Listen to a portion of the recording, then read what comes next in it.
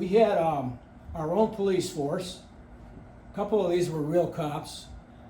Some of them were wannabes, and some of them were guys who did labor for us during the summer, and we didn't know what to do with them during the fair, so we dressed them up. The town clerk came down and swore everybody in, and I got sworn in a couple of years when I was an official, and God forbid I have to try to arrest somebody.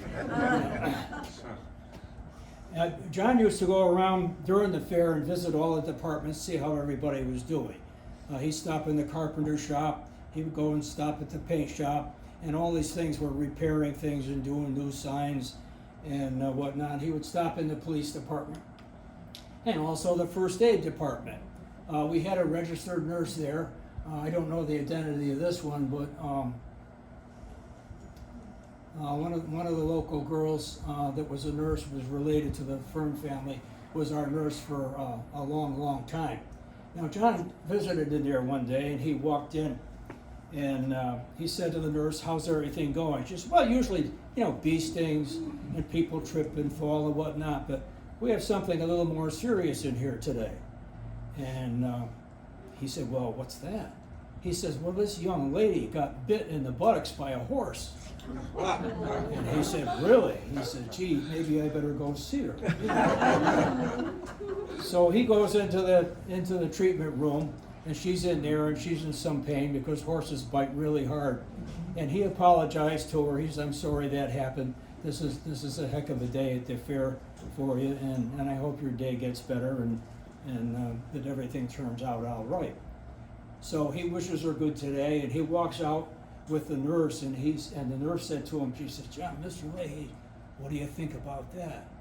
And he said, "Well, if I had been the horse, I would have done the same thing."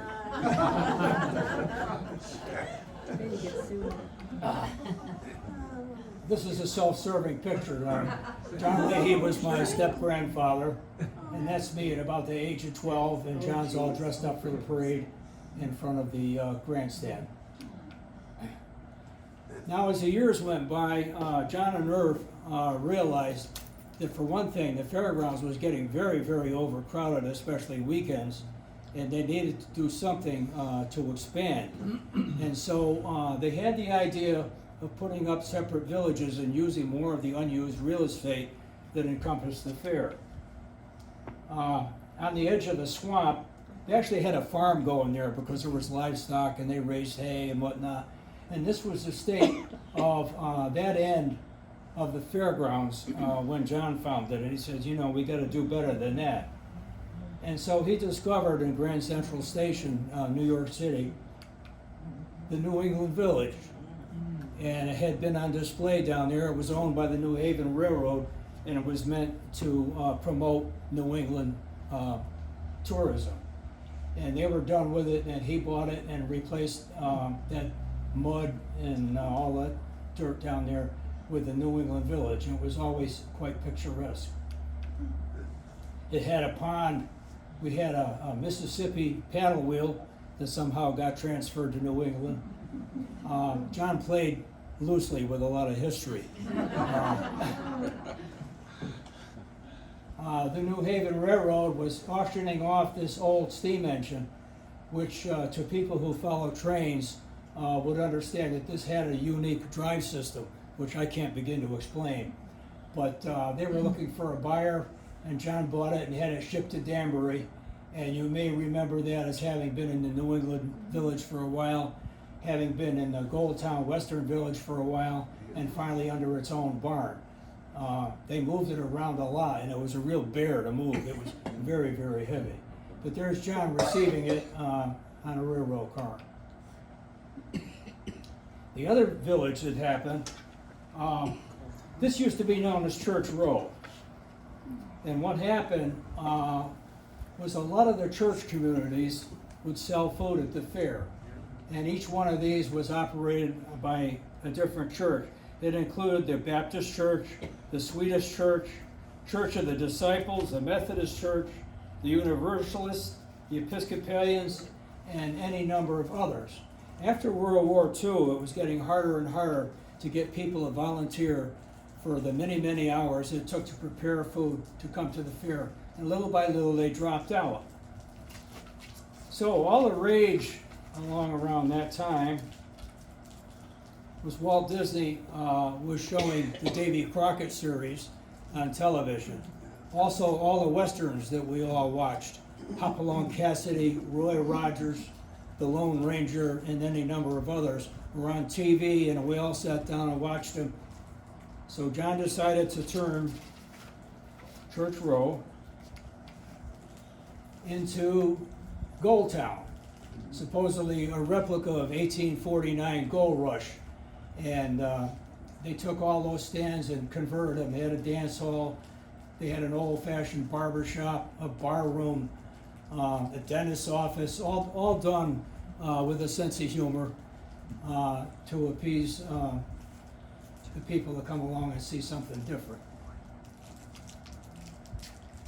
There are some more pictures from Gold Town. John was famous for giant mannequins that we built some, and they bought a lot of others that were on display at different places and had outlived their usefulness. We had a local dance school would bring girls in, and they did a performance in the Gold Town Music Hall, and all this was free, and all these girls got to participate every day in the fair. And this is Stella Donnelly and her group in an old freight car that they redid, and they performed 3 or 4 times a day, all during the fair. The next thing was, still needed more room, and they needed to appear to all the New Yorkers that came. So Irv had the idea, why don't we have an ancient New York village? New York was settled, as we all know, by the Dutch, and they named it New Amsterdam. So they took all these old horse barns that hadn't been used in years, converted a bunch of them into the New Amsterdam village, also known as the Dutch village. It was an entirely different atmosphere on the backside of the track. It was quiet, it was shady, it was pretty. There were plenty of benches around for people to sit, and it grew in popularity like crazy. There's the Dutch house. There's the fort. They made up a whole lot of cannons out of porch poles and put wheels on them. And they also were able to find some cast iron antique cannons to have an array around the area. You can see he's got soldiers perched up on top there behind the parapet. And there's Rip Van Winkle, one of the Dutch fables that we're all familiar with. Farmer John, which was homemade by the Danbury Fair staff, became our symbol. And we had Cinderella Land. All these people were Cinderellas. We had quite a costume department that went on over our offices and got these people dressed and cleaned up their costumes every day. And here's the normal stuff that everybody expected at any fair, the carnival rides. And then, of course, it was an agricultural fair, and we strove to maintain that. Started out in the late 50s, farmers couldn't afford to take 10 days off from their work, and they had to have some compensation. So the fair ended up in giving these people, in order to have some agriculture at the fair, a stipend to get them to come. One of the favorite things was the ox draw, and all the way up until the end, it was amazing to me. All these city people would sit in those bleachers and watch the ox draw, and I never understood the attraction because it's a less than exciting thing. The idea was to pull a load 6 feet, and you kept adding weight onto it until you couldn't pull it anymore. And the last one surviving was the winner. They also had all different weight classes. They had a free-for-all, unlimited weight. The one before that was 3,200-pound class. That's a load of concrete. There's a more modern color picture of it. We had sheep, regular sheep show, and Wally Smith raised brown Swiss cattle. Wally was employed by the Ryder Dairy Company for many, many years, and you might have known him. Lived up on Westville Avenue. John had a lot of fun. Here he is riding a bull with the bull master, I guess you'd call him. And Mrs. Leahy got to go on an elephant. That's Lieutenant Rudy Horvath of the Pinkerton Service, who got her out of the office to take for an elephant ride. During the off season, John sits there and thinking, you know, we've got all these days here, nothing's going on the whole summer. We need to try other things. So the first thing they tried was the midget races. But the curious thing that you're looking at there is the waterway, the aquaway they called it. There was a craze going on of racing hydroplane boats in infield water courses. So he took the half-mile track, he shrunk it to a third of a mile track, dug it all out, flooded it with the idea of having hydroplane races. 2 days after he flooded it and he pumped water out of the swamp nearby, he got up and went and looked one morning and it was empty. And he said, oh dear, what am I going to do? I've got these racers coming to town or whatnot. So he did some research and he found out a special clay called driller's mud. And he had train cart loads of driller's mud in 50-pound bags come in, and they relined the whole thing and filled it up with water, and it stayed. And there we are, hydroplane racing at the Aquaway. These were very small plywood boats. They were powered by Crosley engines, and they drew about 8 inches, and they were about 8 feet long. And the main problem with them is they had no neutral or no clutches. So when you started that little 4-cylinder Crosley engine, you went right away. The problem was you had 12 of these in a race, and you started them all at different times, and all of a sudden they're running around like buzzing bees. So it took quite a while to get them lined up in the condition they were supposed to be in according to the points they had earned. And it was very exciting racing, but a long time to set each one up. Here we go with the midget auto races again. Later on, all the guys who came from World War II, a lot of them were hobbyists in automobiles. And they would buy these jalopies, and of course they had to race each other. They had a little dirt track going on over in Brewster, New York, and John and Irv discovered it and went and watched it. And they said, gee, why don't you come to the fair and we'll have races every Saturday night, because the midgets were not that interesting. Half the time it just looked like a parade. And so they agreed, and so this is the beginning of the Southern New York Racing Association on the 5th mile track. And there's one of the little scrambles that we had.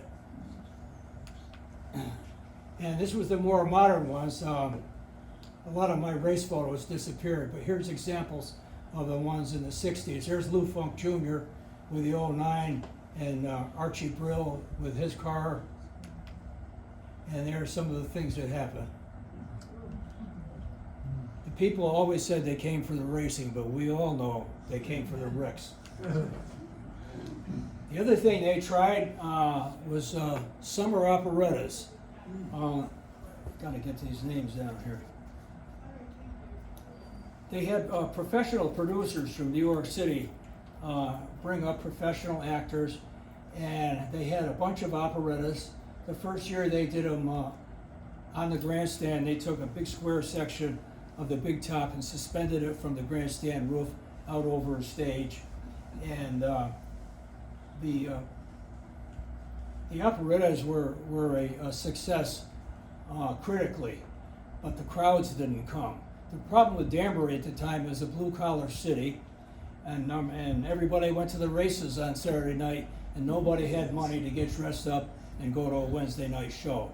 So they did this for 2 years, and they were a financial loser, and that wasn't what John was in business for. There's the stage with the big top and the cast of one of the operettas over it. These were produced by Ben Boyer, James Westerfield. They called it the Melody Fair. The next year, John produced it himself with assistance from Greek Evans, who was a producer who lived in Ridgefield. And they actually did that on a theater of the round under the big top. And here's Irv Jarvis was quite a talented guy. Here he is playing piano off duty with some of the people who were the cast of the operettas.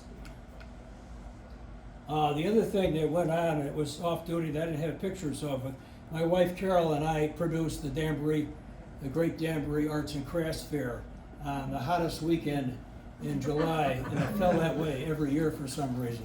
The third weekend in July, I can guarantee you, will be the hottest weekend of the summer. But it was very successful, and it attracted 30,000 people each year, and it ran for 7 years up until 1981. 1969 was the 100th year of the Danbury Fair. John and Irv were going to piece together some kind of a big celebration to celebrate it. The problem is, in January of 1969, Irv Jarvis died of a severe heart attack, and the whole thing changed. What happened was John's right-hand man at the other businesses and ran the other business, Fred Fern, and myself were chosen to operate the 100th year of the fair. I was working as a serviceman on a gas service truck, and I had spent my summers doing maintenance at the fair when I was in school, so I knew my way around the grounds. Fred was basically an accountant, and I don't think he ever went to the fairgrounds. He stayed on White Street most of the time. And all of a sudden, we have to run the fair and find out all that Irv knew, all the stuff that Irv knew after 50 years in show business. So we managed. Here's our opening day, 1969, and all of us are smiling. That's Joe Austin, who helped Irv, assisted Irv for many years. Fred Fern, who ran the Leahy umpire. Mr. Leahy, myself in the back row, which seemed where I was all the time, and Leroy Pelcher, which was the advertising director of the News Times, and they all assisted.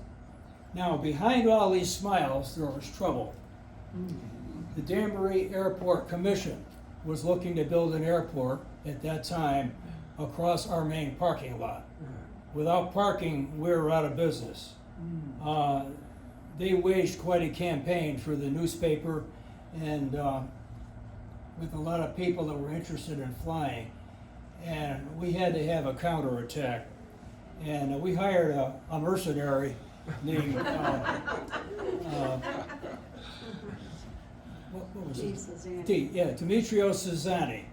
And Demetrio Cesani had been a fair and park man, and he had run festivals, and he was a brash, loud, intrusive New Yorker, like we know they are. And he came with no strings attached to Danbury and battled with City Hall. He battled with the newspaper, battled with everybody, even had the strategy of having Danbury Fair offer to buy the airport property, which of course they promptly rejected. The next thing that happened was the fair came, and we had to do something to get this stopped. So we set up our own booth and had individual letters sent to the governor, begging the fair to continue and begging the airport expansion idea to be stopped. There's our Help Save the Fair. Eleanor Blackman and what's her name? Secretary Ethel Padelko manned that booth most of the time, along with other girls from the office. And we were able to mail individually nearly 50,000 petitions to the governor. The governor said, "Stop." And this was Governor Dempsey, and he loved the fair. And when he came to the fair, he directed the band and had a really good time. So he had a personal feeling for the fair. And he came around and he promised there would be no airport expansion.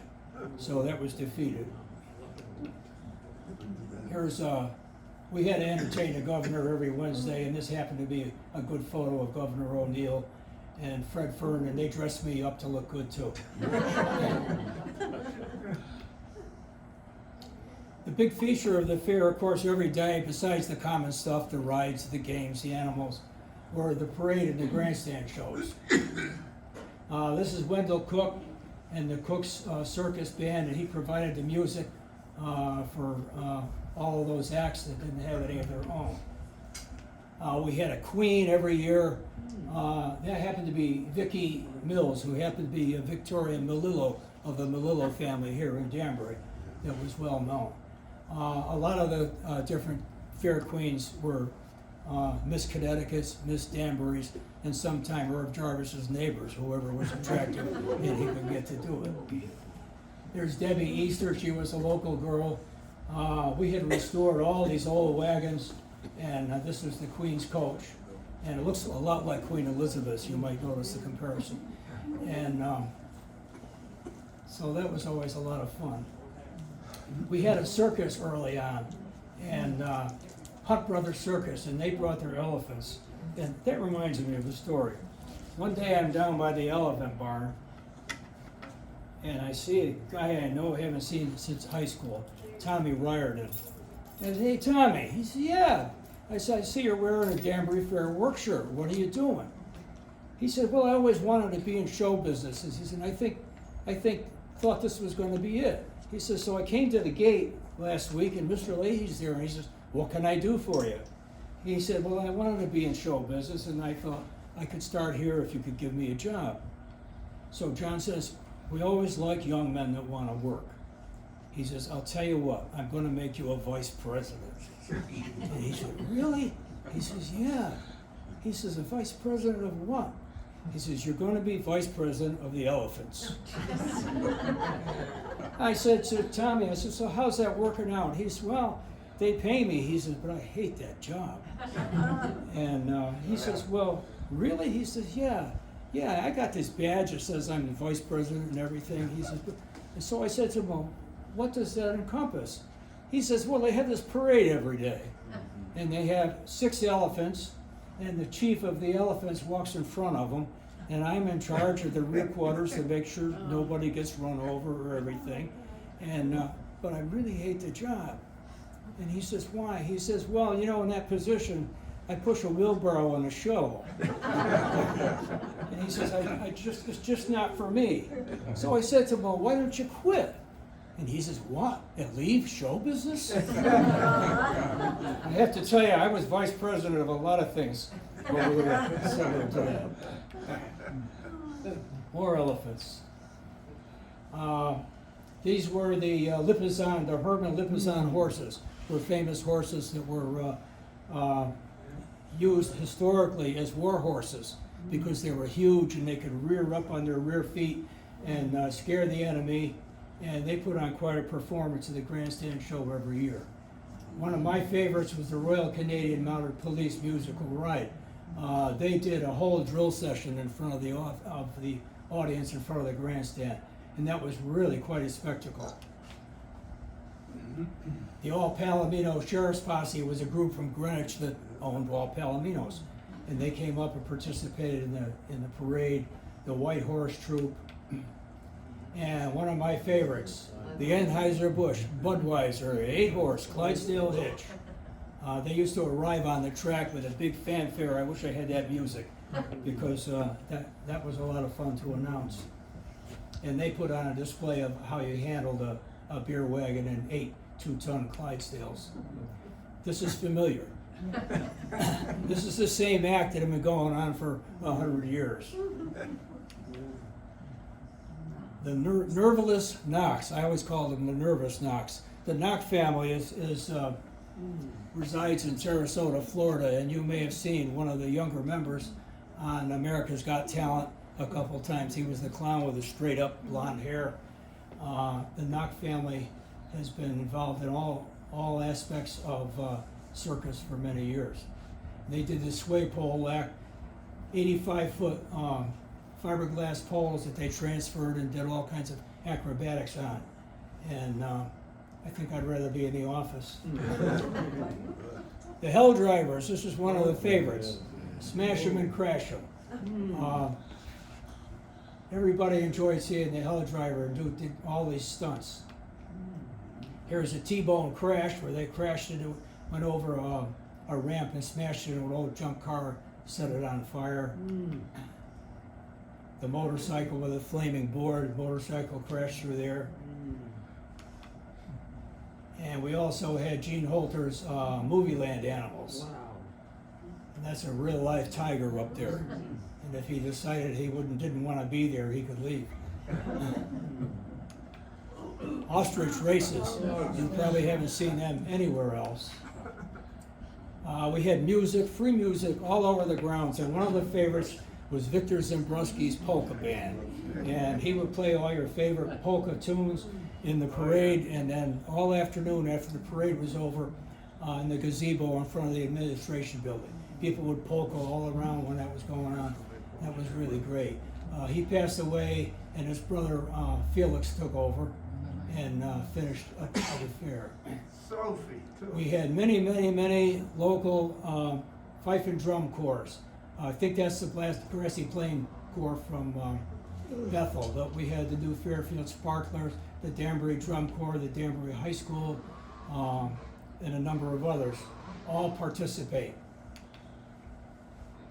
And here we have just an overhead shot taken from above the main office in front of the big top to show you how crowded it got. You really, on weekends, you couldn't move hardly at all.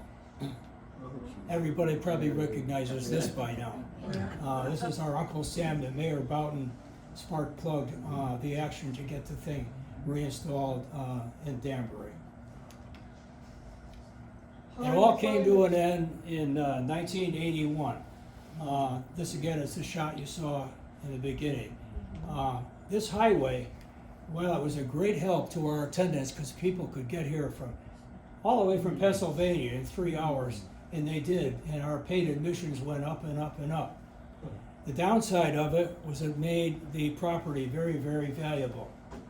Mr. Leahy died in 1975, and Fred and I ran the fair for several years, and the trustees of John's estate, who were Fred, Mrs. Leahy, and Connecticut National Bank, decided they needed to sell the fair because it had become so very valuable. Banks as trustees only know stocks and bonds. They don't want anything about outdoor show business and the risks involved. And so they ended up negotiating with James Wilmot of Rochester, New York, and selling the grounds to Wilmot Wright, his company. This was a sad day for all of Danbury, a sad day for my family, who the fair was really the center of our whole lives. But it happened, and what we got now is the Danbury Fair Mall, which I'm afraid is not going to last anywhere long as the fair did. It's slowly failing, as you can see, and probably they'll have to replace it with low-income housing or something when they get done. There's a sign heralding the final Great Danbury State Fair.